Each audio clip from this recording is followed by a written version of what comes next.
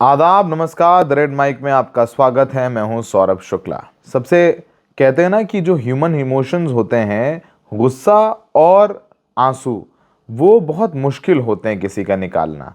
लेकिन इंडिगो ने जिस कदर परेशान किया, जिस कदर सरकार नाकाम नजर आई, उसके चलते सैकड़ों लोग एयरपोर्ट के बाहर आंसू बहाते नजर आए, कुछ असहाय बैठे नजर आए और तो और मारपीट तक होती नजर आई।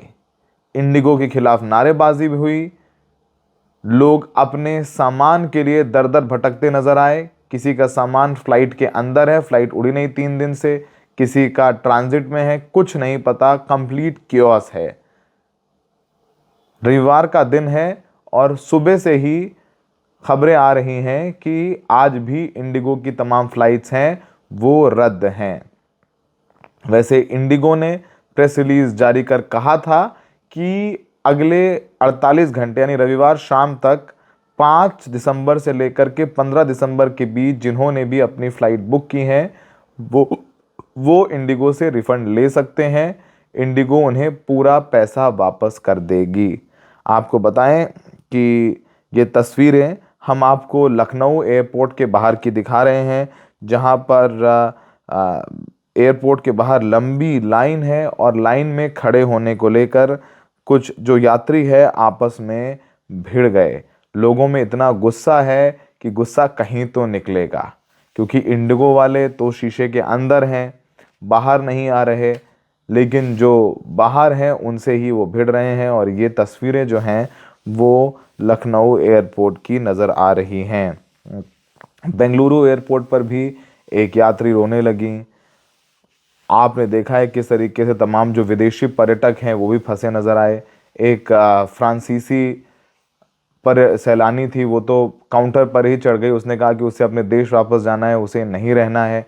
इस गुस्से में आ गई और खूब जो है औने पौने दामों पर जो फ्लाइट्स हैं वो पैसे वसूल रहे हैं जो बाकी एयरलाइंस हैं। वैसे सरकार ने दावा किया है कि उन्होंने आदेश दिया है तमाम उन लोगों को, उन एयरलाइंस को, जो एयर इंडिया है या एयर इंडिया की फ़्लाइट्स हैं, स्पाइस जेट हैं, जो बाकी एयरवेज़ हैं, उनको साफ तौर पर बोला है कि आप कैपिंग करें और किसी भी तरीके से लोगों से 4 गुना 5 गुना पैसे नहीं वसूल सकते। जैसे पहले एक लिमिटेड किराया ही ले रहे थे, जितना बनता है उतना लें, डायनेमिक फेयर्स ना लगाएं, ये भी सरकार ने आदेश जारी किया है। आपको बताएं, इंडिगो ये दावा कर रही है कि 95% रूट्स पर फ्लाइट शुरू हो गई हैं, लेकिन फ्लाइट शुरू हो गई हैं लेकिन उनकी फ्रीक्वेंसी जितनी थी वो नहीं है। फ्लाइट उड़ रही हैं। पहले दिल्ली से बम्बई दिन में 10 फ्लाइट इंडिगो की जाती थी, अब 2 जा रही हैं, तो 8 तो कैंसिल हुई और जो 8 में जिन यात्रियों को जाना था वो तो फंस ही गए। और कैंसिलेशन की भी जो सूचना है वो तुरंत नहीं दी जा रही है।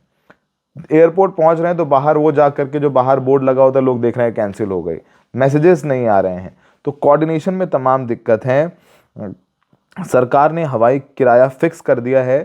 500 किलोमीटर तक 7,500 का किराया ये फिक्स किया गया है। तो आपको आंसू बहाते हुए जो कंज्यूमर्स है वो नज़र आ जाएंगे। और इधर जो भारत का डीजीसीए है उसने शो कॉज नोटिस इशू किया है इंडिगो के सीईओ को, जिनका बयान हम लगातार आपको दिखा रहे हैं। आपको बताएं, अब तक लगभग 2000 से ज़्यादा इंडिगो की फ़्लाइट्स कैंसिल हुई हैं। अब एयरलाइन ये दावा कर रहा है कि 95% रूट्स पर उड़ानें शुरू हो गई हैं। 138 में से 135 डेस्टिनेशन के लिए फ़्लाइट रवाना हो गई हैं। पिछले दिनों जिन यात्रियों की फ़्लाइट रद्द हुए हैं उन्हें वो हर हाल में 8 बजे तक रिफ़ंड कर देंगी। इस बीच सरकार ने किराया भी तय किया है। जो जानकारी हमें मिली है उसके मुताबिक 500 किलोमीटर तक, यानी दिल्ली से लखनऊ 500 किलोमीटर के अंदर आ जाएगा, चंडीगढ़, जयपुर, देहरादून, ये सब 500 किलोमीटर के दायरे में है। तो 7,500 रुपये किराया फिक्स किया है, फिर भी ज़्यादा है। लखनऊ की फ़्लाइट आम दिनों में बुक करिए 3,500 की हो जाती है, 3,800 की हो जाती है जयपुर की, दिल्ली से 3,500 की हो जाती है चंडीगढ़ से। फिर भी 7,500 रुपये ज़्यादा हैं, लेकिन उतने भी ज़्यादा नहीं, क्योंकि 2 दिन पहले तो दिल्ली से चंडीगढ़ की फ़्लाइट 40,000 रुपये की थी। वहीं 500 से 1,000 किलोमीटर तक 12 से 12,000, 1,000 से 1,500 किलोमीटर तक 15,000, और 1,500 किलोमीटर से ज़्यादा 18,000 ही रुपए वसूल सकते हैं। हालांकि इसमें बिजनेस क्लास शामिल नहीं है, यानी 500 किलोमीटर तक जाना है तो 7,500 रुपये, 500 से 1,000 तक 12,000, 1,000 से 1,500 तक 15,000, 1,500 से ज़्यादा आप अगर किलोमीटर जा रहे हैं तो 18,000 रुपये लगेंगे। न्यूज़ एजेंसी पीटीआई के मुताबिक जो जानकारी मिली है, दिल्ली के जो 4 एयरपोर्ट हैं देश के, Delhi airport, Mumbai airport, Chennai airport और बेंगलुरु, वहाँ शनिवार को और रविवार तक जानकारी मिली है 800 से ज़्यादा फ़्लाइट्स कैंसिल हो गई हैं।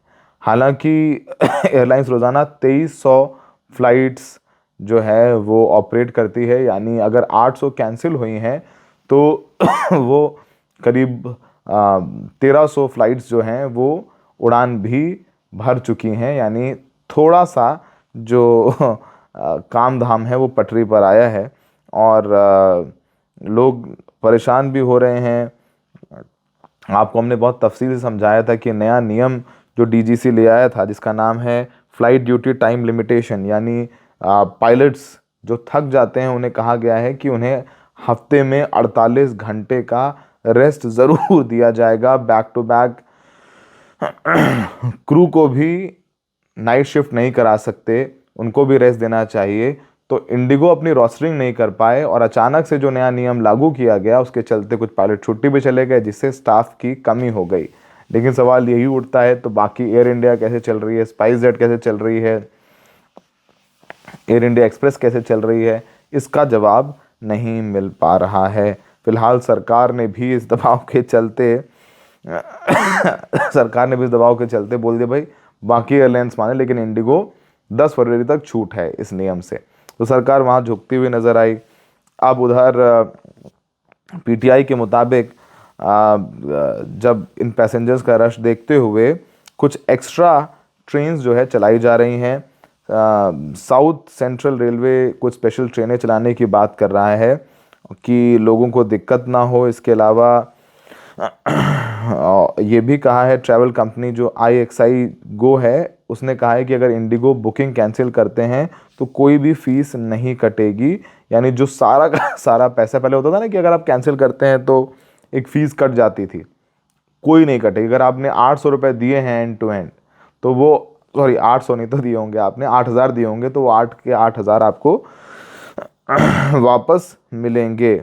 और छोटे बच्चे भी परेशान हैं और इंडिगो ने एक प्रेस रिलीज़ जारी किया है, उसमें उन्होंने बयान जारी कर कहा है कि वो अपनी उड़ानों को सामान्य करने के लिए लगातार काम कर रहे हैं। कैंसिलेशन में धीरे धीरे सुधार हो रहा है। आज 850 से भी कम फ़्लाइट्स रद्द हुई हैं, ये कल की तुलना में काफ़ी कम है। और अब भी जो है 850 फ़्लाइट्स कैंसिल हुई हैं, ये छोटी बात नहीं होती है। लोग अब भी फंसे हैं, लोगों का लगेज फंसा है, लोगों का उनका पासपोर्ट फंसा हुआ है लगेज में, उनका जेवर, शादी का टाइम है, लोग अपना जेवर लेके जाते हैं पहन के वापस आ रहे हैं, किसी की अस्थि है, किसी की दवाई है, किसी के सर्टिफिकेट्स हैं और सब फंस गए हैं इस वक्त। बिल्कुल नया नियम है और ये जो है वो हम आपको इस वक्त जानकारी दे रहे हैं। 10 गुना तक बढ़ोतरी की है, मतलब आपदा में अवसर देख लोगों का खून चूसा गया है। एयर इंडिया ने खून चूसा है, स्पाइस जेट ने खून चूसा है, एयर इंडिया एक्सप्रेस ने खून चूसा है। क्यों? क्योंकि सबसे ज़्यादा मोनोपोली 65% की इंडिगो की है। तो जब इंडिगो गिरा तो फिर 50-50 हज़ार रुपये वसूले हैं। सोचिए 50,000 रुपये। कहाँ तो कहा जाता था कि हवाई चप्पल पहनने वाला हवाई जहाज़ में चलेगा, लेकिन अब जो चल रहा था वही नहीं चल पा रहा है। जूते पहनने वाले भी एयरपोर्ट के बाहर जो है रो रहा है, आंसू बहा रहा है। ये तो हालात हो गए हैं और तमाम जो है जानकारी हो रही है और ये कहा जा रहा है कि कोई कह रहा है कि भाई इस पर जांच होनी चाहिए, इस पर कार्रवाई होनी चाहिए, सब सारी बातें जो हैं वो कही जा रही हैं। तो कुछ रिएक्शंस जो हैं वो हमें मिले हैं, जो तमाम जगहों से आए हैं, वो हम रिएक्शंस आपको दिखा देते हैं। और प्रदर्शन भी हुआ है, सिविल एविएशन मिनिस्ट्री की गाइडलाइंस हैं उसको लेकर भी कहा गया है कि मोनोपोली नहीं होनी चाहिए। जो जानकारी आई है, एयर इंडिया ने भी जानकारी दी है। एयर इंडिया ने कहा है कि हम, जो सरकार ने हमसे कहा है, जो कैप लगाई है प्राइसेस पे, उसको मानने को तैयार हैं और हम लोगों को इनकन्वीनियंस नहीं होने देंगे। ये जो है प्रेस रिलीज जो है उन्होंने अपनी स्क्रीन पर भी हम दिखा रहे हैं। लेकिन फिलहाल अंत में जनता परेशान हुई है, सरकार बस नोटिस इशू कर रही है। अब तक ना किसी का इस्तीफा हुआ है, ना किसी का ट्रांसफ़र हुआ है, ना किसी का सस्पेंशन हुआ है। बस आ रहे हैं कुछ बयान और ज़मीन पर जनता परेशान। तो कुछ रिएक्शंस आए हैं, उन्हें सुन लीजिए।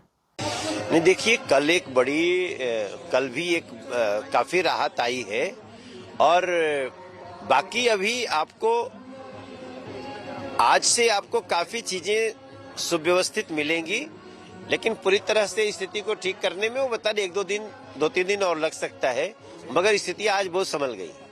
सिविल एविएशन मिनिस्ट्री जो है उन्होंने ये गाइडलाइंस दिया है कि 7,500 से 18,000 का कैप होना चाहिए, डिपेंडिंग कि कितनी दूरी पे। आज जब मैं आ रही थी दिल्ली से मुंबई, मेरे बगल में जो बैठे थे उन्होंने 55,000 रुपया खर्च किया एक इकोनॉमी टिकट के लिए। ये जायज नहीं है, आप आपकी मनमानी नहीं कर सकते हैं, स्पेशली जब टाइमलाइन के गाइडलाइंस हैं। तो आपको पता था कि ये सिचुएशन आ सकता है और आपको प्रिवेंटिव मेजर्स लेना चाहिए था। मैं मानती हूँ कि भारत इतना बड़ा इकोनॉमी और इतना बड़ा मार्केट है, अभी भी आप देखें एयरपोर्ट पे कितने पैसेंजर्स हैं, तो उन सभी को संवेदनशीलता के साथ प्रस्तुत आना चाहिए, क्योंकि ये कंज्यूमर एयरलाइंस जो है, इंडिगो हो, एयर इंडिया हो, कोई अन्य कासा हो, सभी को पता होना चाहिए कि value of the consumer and value of the customer. Indigo का जो हुआ है इसका हम निषेध करते हैं। इस पे भारत सरकार ने पार्लियामेंट में ऑफिशियल स्टेटमेंट करना चाहिए, इसकी इंक्वायरी होनी चाहिए। जो बुजुर्ग है, किसी के यहाँ कोई फैमिली में गुजर गया, किसी की शादी हुई, आप देख रहे हैं 2 दिन से क्या हाल है। और जिस तरह से भारत सरकार से कोई भी स्टेटमेंट आज तक नहीं आया, पार्लियामेंट 2 दिन से चल रही है, एक स्टेटमेंट भारत सरकार से नहीं आया। तो मैं उम्मीद करती हूँ कि सोमवार को जो होगा डिस्कशन, उसके पहले भारत सरकार ने इस देश को और पार्लियामेंट को जवाब देना चाहिए कि इंडिगो का क्या हुआ। और ऐसा है कि अगर 4-5 एयरलाइंस होती तो इंडिगो का ये जो के कारण जो हाल हुआ है सबका, ये नहीं होता। So competition is good and customer is king. आज एयरपोर्ट्स पे जूते चप्पल चल रहे हैं, यात्री और एयरलाइंस के बीच में घमासान मचा हुआ। ये स्थिति कैसे उत्पन्न हुई? मोनोपोलीज यानी कि एकाधिकार, या डुओपोलीज यानी कि 2 लोगों के हाथ में एक सेक्टर पूरा आपने दे दिया। इंडिगो और टाटा मिलकर इस देश के 92% एयर ट्रैफिक कंट्रोल करते हैं, वायुयान उनके पास है, सर्विस वो देते हैं। इसमें से 64% सिर्फ इंडिगो के पास है, 64% सिर्फ एक कंपनी के पास है। राहुल गांधी बार बार मोनोपोलीज और डुओपोलीज के खिलाफ इसीलिए बोलते आए हैं क्योंकि अंत में मोनोपोलीज और डुओपोलीज उपभोक्ता के हितों की रक्षा नहीं करती, वो अपने हितों की रक्षा करती है। वो सरकार को ब्लैकमेल कर सकती है, सरकार की नीतियां वो निर्धारित कर सकती है, और यही हर सेक्टर की हाल होता जा रहा है। आप देखिए पावर सेक्टर, आप देखिए टेलीकॉम सेक्टर, आप देखिए रिटेल सेक्टर, और एयरलाइंस की तो बात हम कर ही रहे हैं। तमाम सेक्टर्स 1 या 2 लोगों के हाथ में दे दिए। ये मानसिकता है। मानसिकता क्या है? मानसिकता है कि पार्टी 2 लोग कंट्रोल करेंगे, सरकार 2 लोग कंट्रोल करेंगे, पूरे देश का व्यापार 2 लोग कंट्रोल करेंगे। अंत में उसका लाभ उन्हीं 2 लोगों को मिलता है, या सरकार में जो 2 लोग बैठे हैं उनको मिलता है, मुझे और आपको नहीं मिलता। नागरिक उड्डयन मंत्री कौन है ये मायने भी नहीं रखता, क्योंकि जो एक सरकारी एयरलाइंस थी वो आपने प्राइवेटाइज कर दी। हम उसके खिलाफ नहीं है, आपने प्राइवेटाइज कर दिया, कोई बात। मोनोपोलीज तो मत होने दीजिए,